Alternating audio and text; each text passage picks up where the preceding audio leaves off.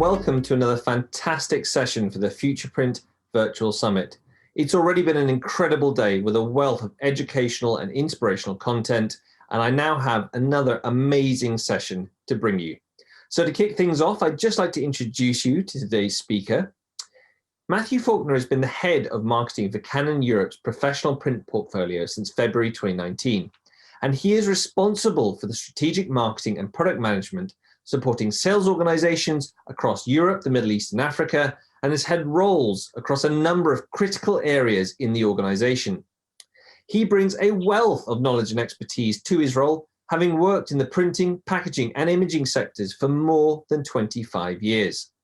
Prior to joining Canon Europe and with an expertise in technical design, Matthew co-founded a tech startup in 2001 that developed inkjet printing, CAD, and prototyping systems for packaging, which was sold in no less than 20 countries worldwide. Not only that, but in 2018, he co-founded a print business that designs and manufactures interior decor for care homes, specifically developing decor and wayfinding to enhance the emotional well-being of residents in care. Passionate about print and the value it can bring, his background in creative, technology, and marketing functions has given him a keen appreciation for customer need and the ability to deliver innovative solutions to help business growth. Now, on to why this is going to be just such a fantastic session. For the first time, Canon's Insight Report will reveal the changing print landscape from the point of view of the people who buy print, namely the marketing directors and senior managers whose campaigns, promotions, and communications are the lifeblood of our industry, giving you valuable insight into the untapped business opportunities for print. In this session, Matthew will present these critical findings before we discuss their specific ramifications for the UK print industry. Frustrated by the diminishing impact of their digital campaigns, the research will reveal how marketeers acknowledge that creative print is a more impactful means of differentiating their brand and that its role within the communications mix is more important than ever. So, with all of that to look forward to, Matthew, I will hand over to you. Thank you very much, Brendan. Great to be here. That was a very nice introduction, so thank you for that. It's very nice to be part of this Faceprint Summit, and welcome everybody. Let's get started. So, as Brendan said, I'm Matthew Falkner, Head of Marketing for Canon Europe's professional print business. And I joined Canon just over 8 years ago, having always worked in print, and I started in packaging manufacturing before crossing over into technology businesses. And like anyone who's worked in the same sector for a while, you get to see some really big changes, whether that's a shift from analog to digital or the huge growth in the range of print applications through media or other technology advances. But none of us has experienced really anything like the last 6 months, and something that has had a profound effect on our industry, and let alone the world's economy. So with us all now reflecting on how we'll do business in future, I'm really grateful for this opportunity to be able to share some of the results of the research that will form Canon's new Insight Report, which I can say is literally hot off the press. And I'm sure that some of what we learned will be of particular interest and help to print service providers who are looking now at, how to build a strong future for their businesses through these clearly, continuing difficult times. And just as a bit of background, Canon has been producing regular insight reports for more than 10 years to bring an element of market review, the state of business, and particularly to highlight gaps or potential opportunities for printers. And for this year, we spoke to the people who actually buy print, those marketing directors and senior managers. And we know that the campaigns they produce are really the lifeblood of our industry. This was something we did back in 2012, and since so much of the market landscape has changed since then, we felt it would be quite valuable to revisit this same audience. So we interviewed 235 marketing professionals from across EMEA, so the brands, large enterprises, and SMEs, as well as marketing agencies. And these interviews were conducted between March and June this year. So they started prior to many of the main lockdowns in Europe. And there was a short pause during that initial shock moment, Well, then the research continued. So what I think we have as findings, really, they bridge the views from the early part of the year to then also include the thinking and strategy after that, as businesses look to adapt, recognize some of the upcoming challenges, and then try to prepare for the future. And the good news is that the research shows that that the future isn't all about digital marketing. When we look at the communications mix, print still has a part to play and is very valued by brand owners. So for sure, the opportunity, is still there for PSPs. And to add to that, 95% of the respondents we spoke to outsource their print requirements. So they definitely rely on printers to support them with their print needs. But the report did uncover what you might call some uncomfortable truths, in that there appears to be a disconnect between what the brand marketeer wants and what they feel is currently being delivered by PSPs. So we can definitely improve and do things better, enabling print to play, a much bigger role in the marketing mix, and enable printers to gain from that through increased customer satisfaction and, of course, the repeat business. It's no surprise that brand marketeers are under pressure to communicate, some quite complex messages to diverse audiences across a growing number of channels. And they have to do that with, shrinking or at best static budgets. They have a desire to create impactful campaigns to drive sales that enhance and differentiate their brand and that retain and grow their customer base. And they need to communicate, it's not just at that moment of first contact where they're looking to cut through, but also to continue, after that, to build loyalty and engagement, to build trust and repeat business. And they want campaigns to be agile and responsive. And of course, they want to be able to measure a campaign's effectiveness to justify expenditure. And these are just some of the reasons why there has been an attraction to digital, because it really appears to tick all the boxes, and why, it's why it accounts for 46% of marketing spend. But the brands told us that they're profoundly aware of the dangers and the limitations of relying solely on digital, such as digital fatigue, poor conversion rates, the growing increase in opt-out rates and ad blocking, but also a lack of trust in some digital. And they're aware of the creative scope for digital can be limited to what you might call e-shots. And the research shows this is often due to a lack of in-house either digital experience, and there's often actually little evidence that companies have either the skills or the budgets to innovate, much beyond email in their digital campaign activity. And generally, the respondents acknowledge that blanket email campaigns need to be replaced by, something more engaging, something trustworthy and targeted. So they accept they need to look for alternatives, more innovative ways to reach their targets and enhance their brand. Now, if we compare what marketeers think of digital versus their perception of print, the good news for print is the advantages and strengths. They're actually really clear in the minds of brand marketeers, and genuinely, they don't need to be convinced on these. They know that it communicates quality, and print can cut through and be creative and really extend the reach, and that it's trusted. 33% of the marketing budget is currently spent on print campaigns, and 97% of the decision makers that we spoke to, they incorporate print into their marketing campaigns. And 47% of them do this frequently. And many see a growing importance of print, but despite that, there are perceived downsides. It's perceived as expensive.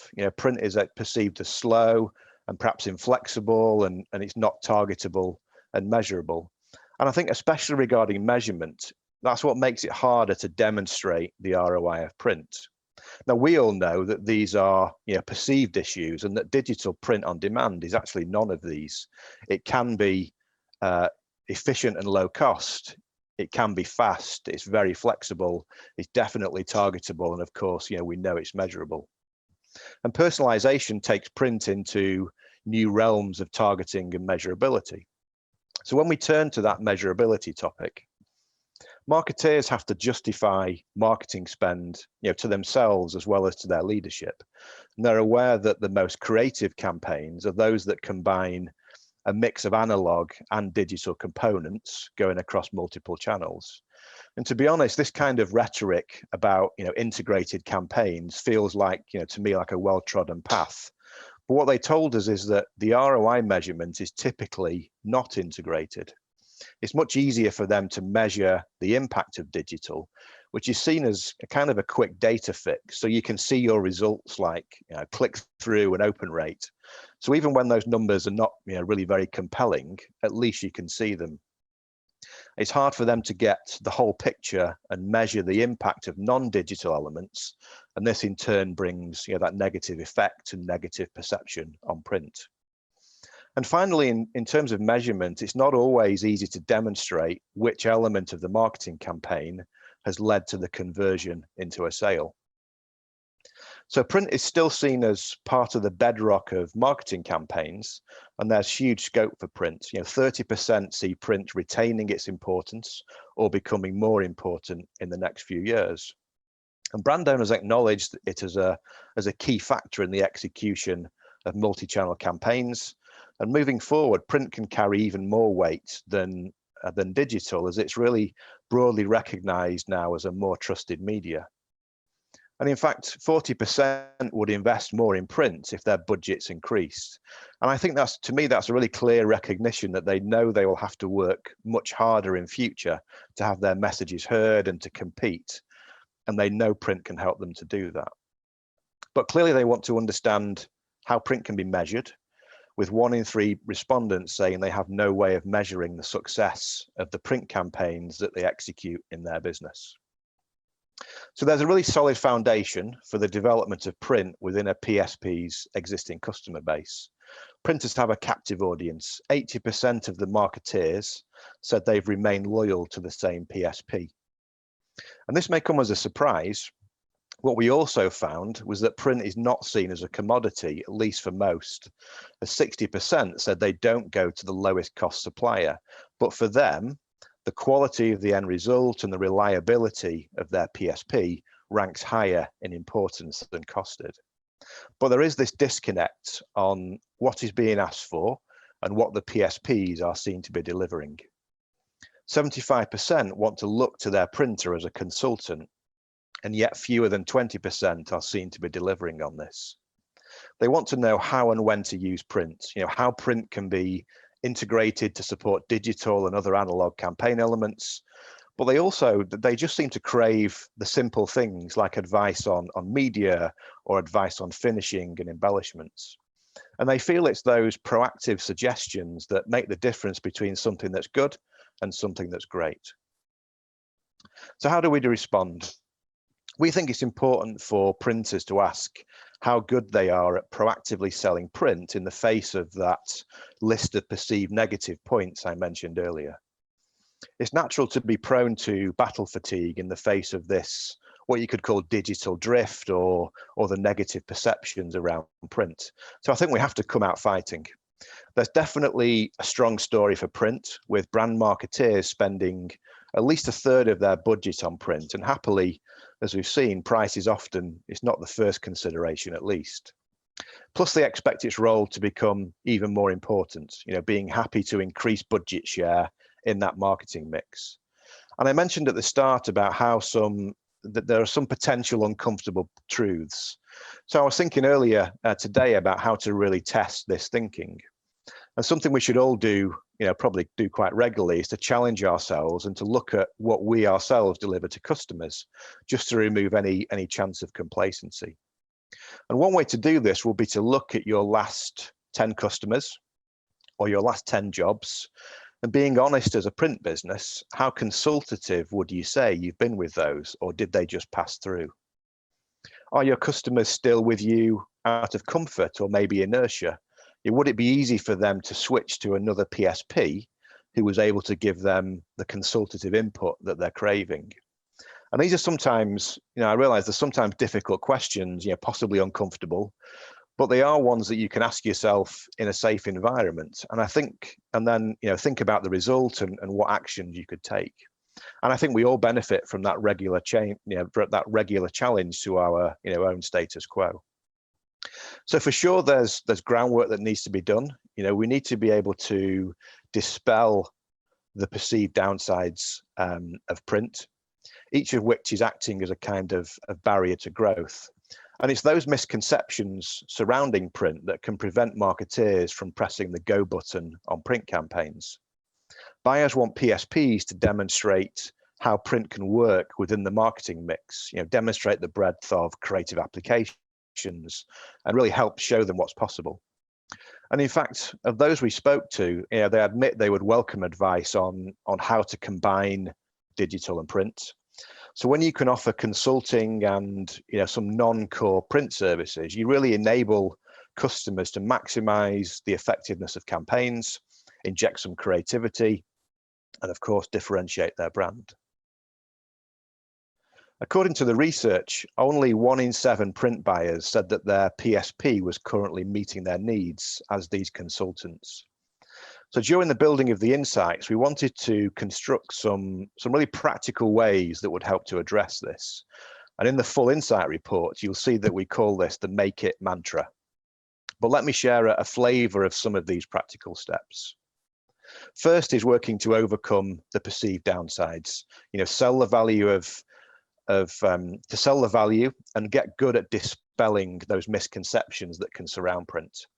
Become an active listener, really attuning ourselves to the needs of clients. And I know that sounds, really obvious and simple, but equally it can be easy to neglect for any of us, in a busy day-to-day environment.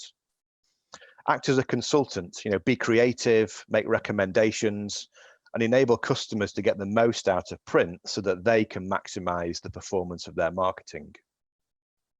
Demonstrate where print can have the edge over digital and provoke a reaction where perhaps digital campaigns have failed. And show how print can really be measured and deliver ROI, both on its own, but also as part of an integrated campaign. And don't take no for an answer. I think it's time to be really optimistic. It's time to be proactive and make the most of the opportunities that exist.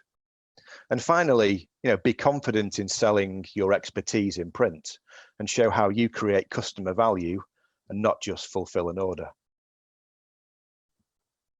So I hope this short overview from the Insight Report has provided some food for thought, and we're really keen to help customers achieve more through both the creativity and the dynamism that print can bring, but also to help businesses to build a strong future. So if you are interested in seeing the full report and hearing some more in-depth details about those really practical steps that we can take, please do by all means get in touch using the link and we'll be happy to share that with you.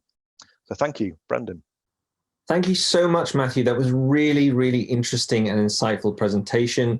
And fantastic for the team at Canon to have gone out and really gone to the rich seam that is all of these marketing and brand professionals to get their views on how our industry can engage them better. So now we move over to the question and answer session. And my first question to you is, do you feel that the COVID pandemic specifically has acted as a catalyst to push brands into considering or revisiting alternatives to digital communication?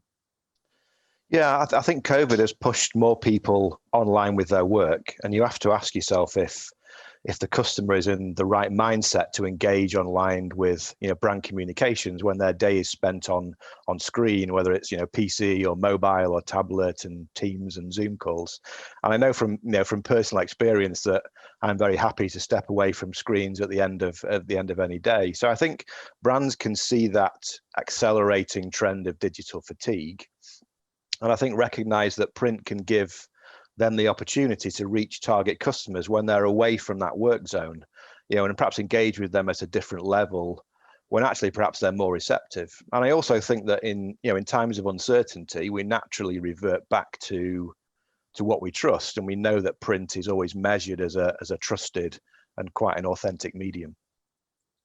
Yeah, I mean, certainly, I don't know if the delegates have experienced this themselves, but certainly over the last few weeks, the amount of direct mail, personalized direct mail as well, that's been coming through my door has certainly increased, and also the quality of it. So I think, we really are seeing these trends on the ground. So you said that print will become a more important part of the marketing mix in future. What trends do you see evolving? do you think, for the future of print out of that? Mhm. I think for me, there's still a huge untapped opportunity for personalization to engage with customers on this one-to-one basis.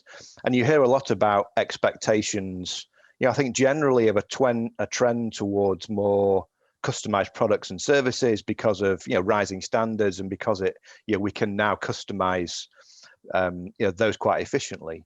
But I think one of the challenges of personalization in our sector is that everyone is very familiar with the general concept, but actually there's so much more to it. And I think the untapped opportunity comes from the sophistication that can be brought.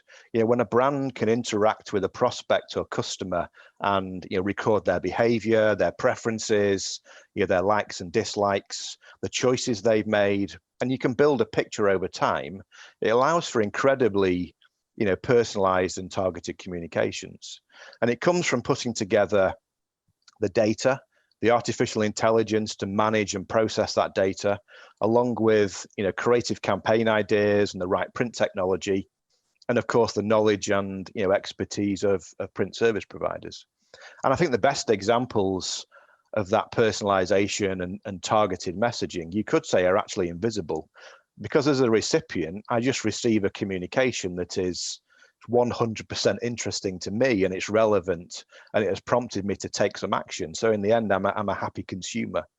And I think the benefits of digital print on demand mean brands can completely tailor the customer experience and make campaigns or make changes to campaigns on the fly.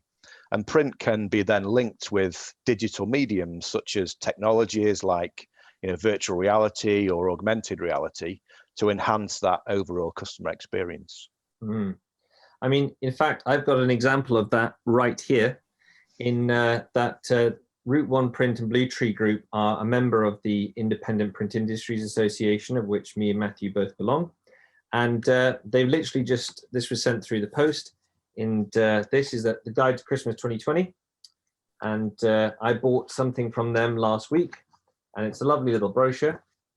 And on top of that, I've got a beautiful foiled golden ticket with a discount code on there to drive me back onto their website and use that against any service that I like. So there we go. You're right. This is exactly it in action. Mm-hmm. So you mentioned as well in the talk about print service providers offering consultation and non-core services. Would you say that there really is a need now for PSPs to become sort of more marketing or communication service providers, as opposed to just being that factory model? Mm-hmm. Yeah, I think it's not necessarily about going to that level, although, of course, there are some, really successful businesses in that space, of course. And I remember when I was chatting with Marcus Timpson about this session a few weeks ago, I mentioned that, some of the insights we'd seen and how brands were looking to get advice on some of those more fundamentals of print and how to use it. And how perhaps that feels different to even just a few years ago, where the market was suggesting that PSPs should be more, head towards more of marketing or communication service providers, as you've said. And Marcus used the phrase, so it's okay to be a printer. And for me, that really struck a chord, because, absolutely, because what we hear from brands is printers have this fantastic opportunity to take their print expertise and really add value. And of course, that's something that, that can be done today. What I would say, though, is it's important for PSPs to understand how print is working alongside other media in that marketing mix. And also, to the earlier point about personalization, to understand how brands today are increasingly gaining access to the technology and the data and the means to process it, that could lead to some very clever communications. And for PSPs to be the ones who can consult and guide on how to use print to really bring them to life. But I think in doing that, it will help to move beyond the language of print and into the language of marketing and multi-channel, which I think in turn then helps to change the relationship with the customer, and you become more of a strategic partner and not simply a third-party supplier. Yeah, that's so important. This is a specific topic that I discussed with David Cawthorne from Faceprint, who's another IPO member. in our session a little bit later today. So I'd urge everyone to go and check that out. This exact point about how them as a PSP went from being purely a factory to actually moving all the way over now to being a full-on technical consultant for their customers, a partner with their customers, where they develop branded marketing pieces for them, and they're doing all the printed fulfillment, but they're really drawing on that design and creative technical know-how inside their business, which always existed, but they weren't tapping into before. Okay. So that brings me on to the very last question I have for you, Matthew, which is, at the moment, there are a lot of print businesses, specifically SMEs in our industry in the UK, around Europe, North America, Canada, that are really facing an uncertain future, a difficult future. But they're okay right now. They've got a bit of money in the bank. They've got their staff that are there as their creative and technical capacity. They've got their technology. What would be your advice on kind of the next few months where they take that resource they still have and kind of go with it? Yeah, it's a great point, and there's been a lot of discussion about how, businesses can pivot to other activities where there could be some emerging opportunities when core markets perhaps are not where they used to be. And I think there's a great example from our industry actually in the production of PPE. Companies that quickly turned their wide format equipment to other manufacturing purposes. And then even then, you saw quite quickly that expanded to further print services. You can see now personalized and printed face masks. So those innovations came quite quickly. And I think there was another very early example of a good pivot to me, and that was the Open Table app, that overnight when all the restaurants closed in March, the booking app turned from finding you a table for dinner to finding you a slot for shopping in a supermarket, so you didn't have to queue outside during that lockdown period. But I think to your point about the resources on hand and how to go about finding the opportunities, in my experience, I think you find creativity is almost never the problem, because people always will have lots of ideas. And whenever you go into a business and you chat to people one-to-one, they'll very often describe, quite passionately sometimes, the thoughts that they've had about how things might be done differently or more efficiently, or perhaps new services or products that could be provided. And I've noticed that's the same across the whole business, whether you're talking to the guys in the warehouse or members of the sales team, perhaps the production managers, the printers or the studio colleagues. And everyone in a business has a view based on their quite unique perspective. So it seems that there are always, latent ideas in a business. And I think now is the time, for me to really try and tap into those. And I would encourage people to run, just some really simple innovation workshops. It's something that we've been, helping customers with. But that aside, the principle is really, and especially in a business or an SME, as you say, Brendan, it is to take everyone out of the normal environment for a day or even half a day and just brainstorm. And I think without those day-to-day distractions, it's a real help. So you could start close to home, call a few customers, ask them what they think of the services you provide or the products, and what could you help them with more. You might well find they'll be going through a very similar exercise, and that just by talking them, you uncover something new or some spark of an idea. And I think as well as being customer centric, also think about the other direction in the supply chain. Talk to your suppliers, what are they doing to innovate, and how can they support you, or how can you collaborate on projects? And I heard a great phrase last week during a presentation at the Good Business Festival, that collaboration is the new competition. And I do think now that we have to take a different view of how we work with other businesses in our network, to build a much stronger future. And I think the initiative that the IPIA brought with the sourcing bridge, to me, is a superb example of that. So some flowers there for you, Brendan. So I think in businesses there could be opportunities close by. Everyone in the company has different experiences in that business, but also experiences out of it. And who knows, when you really focus and discuss and collaborate, anything could trigger an idea for a new direction or a new product. And when you put it you put that with, as you say, the existing resources, the talent, the technology, and the workflows that exist in the business already, and a bit of creative thinking, that's where it could just, it might lead you in a new direction. Yeah, definitely. And we certainly have seen a tremendous amount of collaboration in that trend fulfilled. Matthew mentioned Sourcing Bridge there, which, just to give you a very brief overview, was within an app that we already have pre-existing within the IPA that was actually just used for our council to talk to each other privately. We expanded that out to the whole membership, and really at the height of lockdown, and I'm sure it's going to come back up again now, we were seeing members come together, and whether they were in need for a specific trade service that was no longer being used because their incumbent provider had shut down, or they wanted to do a business merger, or they're opening to mergers and restructuring, the Sourcing Bridge was a way for them to quickly provide that information, put that request out, and then have instant feedback from our membership, and it worked very well. So yeah, that's a really good point that you raise. So I think from our experience at the IPA and looking at these sectors that you can move into, two that we're seeing, which Canon are actually very able to help you out with both consultancy and technology as well, is luxury print for packaging in short runs, and also wide format inkjet, large format signs and graphics. Both of those areas are have seen sustained growth within the pandemic and have continued to do well. And any commercial print organization that is looking for another way to bring in revenue, those would be two key areas I'd recommend doing research on. Canon are incredibly able to help and provide consultancy and assistance with that. So Matthew, without further ado, thank you so much for your time on this session. It's been fascinating. Thank you to all of the delegates out there for coming to watch these sessions. You make this all possible. And otherwise, please, I look forward to seeing you on the very next session, starting in a minute, the Future Print Virtual Summit.